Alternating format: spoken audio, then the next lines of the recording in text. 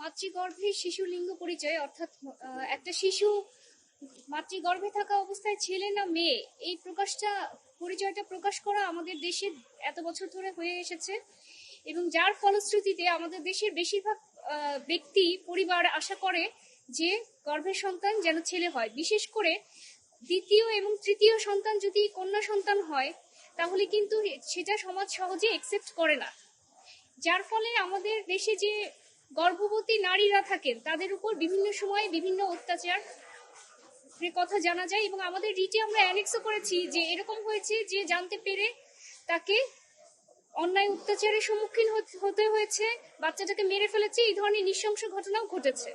2020 সালে আমরা এই যে গর্ভের শিশুর লিঙ্গ পরিচয় প্রকাশ সেটা নিয়ে রিট পিটিশন ফাইল করি এবং 3/2/2020 তারিখে এটা হাইকোর্ট রুল ইস্যু করে। পরবর্তীতে 2024 সালের ফেব্রুয়ারিতে হাইকোর্ট এই যুগান্তকারী রায় দেন। মাননীয় বিচারপতি নাইমা হায়দার এবং মাননীয় বিচারপতি কাজী জিনাত হকের সমন্বয়ে গঠিত বেঞ্চ রায় দেন যে মাতৃগর্ভে থাকা শিশুর লিঙ্গ পরিচয় অর্থাৎ ছেলে না মেয়ে তার পরিচয় প্রকাশ করা যাবে না এবং এই রিটে আরো কিছু নির্দেশনা দেন যে কোনো হাসপাতাল, ডায়াগনস্টিক সেন্টার বা চিকিৎসকরা অথবা কোনো ধরনের নার্স এবং সংশ্লিষ্ট যারা থাকেন কর্মীরা তারা কোনোভাবেই মৌখিক লিখিত কোনো চিহ্নের মাধ্যমে মাতৃগর্ভে থাকা শিশুর লিঙ্গ পরিচয় প্রকাশ করতে পারবেন না এবং স্বাস্থ্য মন্ত্রণালয় এই রিটের পরিপ্রেক্ষিতে একটা নীতিমালা তৈরি করে।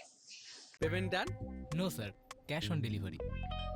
ওয়েট, অ্যামেজিং সব ডিলসে অর্ডার করুন দেশের যে কোনো প্রান্ত থেকে কার্টাপে ক্যাশ অন ডেলিভারিতে।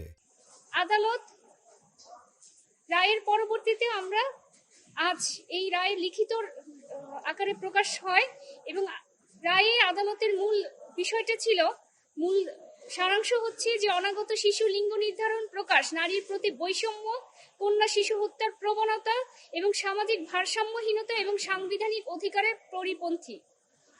আদালত বলেন যে এতে নারীর মর্যাদা, সমতা, জীবনের অধিকারের বিরুদ্ধে যায়, যা আন্তর্জাতিক মানবাধিকার বাধ্যবাধকতারও লঙ্ঘন বটে। আদালত পর্যবেক্ষণে আরো বলেন বাংলাদেশ এ বিষয়ে কার্যকর নিয়ন্ত্রণ, মনিটরিং, জবাবদিহিতামূলক ব্যবস্থা দীর্ঘদিন ধরে অনুপস্থিত ছিল। শুধু একটি গাইডলাইন প্রণয়ন করলে এই দায়িত্ব শেষ হয়ে যায় না। এই গাইডলাইন বাস্তবায়ন, ডিজিটাল নজরদারি এবং কার্যকর নিয়ন্ত্রণ ব্যবস্থা ছাড়া এই অনৈতিক কার্যক্রম বন্ধ করা সম্ভব নয়। রায়ে উল্লেখ করা হয় নিবন্ধিত হসপিটাল, ক্লিনিক, ডায়াগনস্টিক সেন্টারে পরিচালিত অনাগত শিশুর ডায়াগনস্টিক রিপোর্ট সংরক্ষণ ও তদারকির জন্য একটি কেন্দ্রীয় ডাটাবেজ থাকা প্রয়োজন। হাইকোর্ট স্বাস্থ্য অধিদপ্তরকে 6 মাসের মধ্যে একটি কেন্দ্রীয় ডিজিটাল ডাটাবেজ তৈরি এবং নিয়মিত হালনাগাদ করার নির্দেশ দেন। একই সঙ্গে আদালত বলেন ভ্রূণের লিঙ্গ নির্ধারণের মাধ্যমে কন্যা শিশুর বিরুদ্ধে বৈষম্য ও সম্ভাব্য নারী ভ্রূণ হত্যার ঝুঁকি তৈরি করে, যা সংবিধানের 18, 27, 28, 31 ও 32 অনুচ্ছেদের সাথে সাংঘর্ষিক। আদালত এই নির্দেশনাকে কন্টিনিউয়াস ম্যান্ডামাস হিসেবে ঘোষণা করে যাতে ভবিষ্যতে নির্দেশনার বাস্তবায়ন আদালত তদারকি করতে পারে।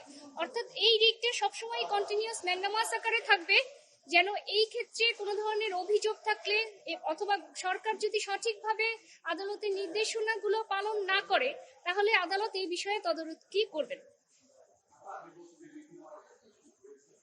হ্যাঁ, নীতিমালা এই রিটের পরবর্তীতে স্বাস্থ্য মন্ত্রণালয় নীতিমালা করে জমা দেয়, কিন্তু আদালত বলেন যে শুধুমাত্র একটা নীতিমালা করে দিলেই হবে না, এটার যে কার্যকর বাস্তবায়ন, মনিটরিং এবং জবাবদিহিতামূলক ব্যবস্থা থাকতে হবে। যারা এর সাথে সংশ্লিষ্ট তাদেরকেও পানিশমেন্টের একটা ব্যবস্থা থাকতে হবে, কেননা এটা একটা প্রফেশনাল মিসকন্ডাক্ট। এতদিন আইন ছিল না, কিন্তু এখন তো হাইকোর্টের রায়ের ফলে নীতিমালা হয়েছে এবং হাইকোর্ট রায়ে এটাকে কন্টিনিউয়াস ম্যান্ডামাস ঘোষণা করেছে, যার ফলে যে সমস্ত ডাক্তার, নার্স, ডায়াগনস্টিক সেন্টারের কর্মীরা এই ধরনের অনৈতিক কাজে জড়িত, অর্থাৎ একজন নারীর গর্ভের শিশুর লিঙ্গ পরিচয় ছেলে হবে না মেয়ে হবে আগে থেকে প্রকাশ করছেন, যার ফলে সেই শিশুটা ঝুঁকিতে পড়ছে, নারীটা ঝুঁকিতে পড়ছে, এই ধরনের অনৈতিক কাজে যারা জড়িত তাদের বিরুদ্ধে ব্যবস্থা গ্রহণের বিষয়ে স্বাস্থ্য মন্ত্রণালয় পদক্ষেপ দিবে।